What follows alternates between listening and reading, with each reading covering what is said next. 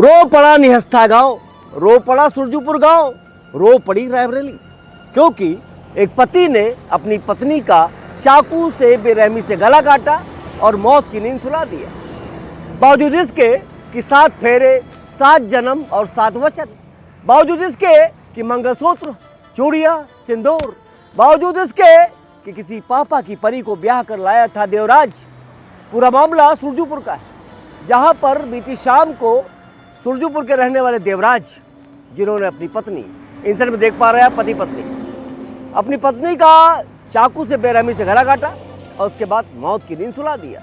इतना ही नहीं, अभी रुकिए जरा सा, अभी रुकिए, अभी पति को पूरा दोषी ना मानिए, क्योंकि उसके बाद देवराज ने अपने आप को फांसी के फंदे से झूलकर आत्महत्या कर ली। जी हाँ, पूरा मामला रायबरेली के निहस्था गांव सुरजूपुर का है, जहां पर पति ने पहले अपनी पत्नी को मारा और उसके बाद अपने आप को भी मौत के हवाले कर दिया।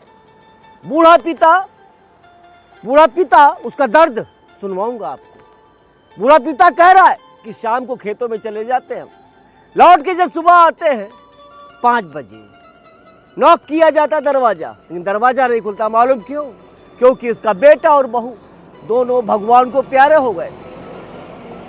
बेटे ने पहले पत्नी को गला काटा, उसके बाद खुद को फांसी पर झूला दिया। सूचना पर रायबरेली पुलिस पहुंचती है, वहां पर फॉरेंसिक टीम पहुंचती है। हत्या के सारे पहलुओं की जांच की जा रही है कि अगर इतनी बड़ी जो मिस्ट्री हो गई, पति पत्नी दोनों मर गए, आखिर क्यों?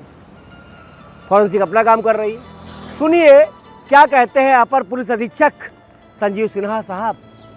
इतना बड़ा मामला है, पति पत्नी दोनों भगवान को प्यारे हो गए, कारण क्या था, वजह क्या थी, वजह का पता लगा रही है पुलिस। सुनिए संजीव सिन्हा साहब क्या कहते हैं। सत्य घटना में क्या मामला?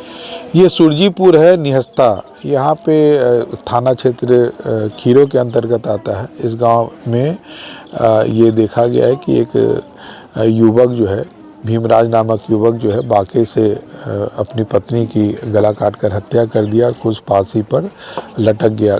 घटनाक्रम इस प्रकार से है कि ये लोग कल में पति पत्नी में कुछ विवाद है, जिसके कारण ये घटना हुई। घर वालों को जब को शक हुआ कि दरवाज़ा क्यों नहीं खुल रहा है, तब इन लोगों ने छत के रास्ते से दरवाज़ा को तोड़कर अंदर प्रवेश किए और इस तरह की चीज़ों को उन्होंने देखा।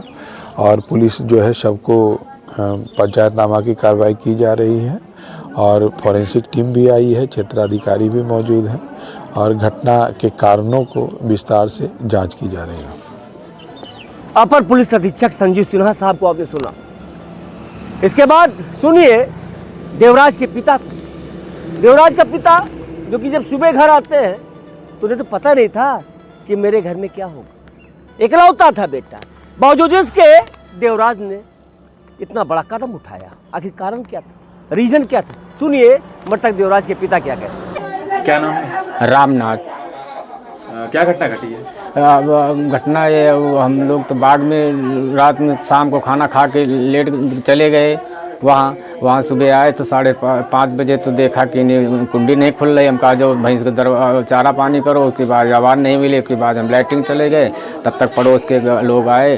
उसके बाद में ऊपर छत दरवाज़ा तोड़ करके जीना का अंदर आए तो कुंडी तो खोला, फिर पड़ोस के और आदमी आ गए। फिर लड़का फंदे में लड़का था, बहू चारपाई में वो पड़ी थी। लड़के क्या नाम था?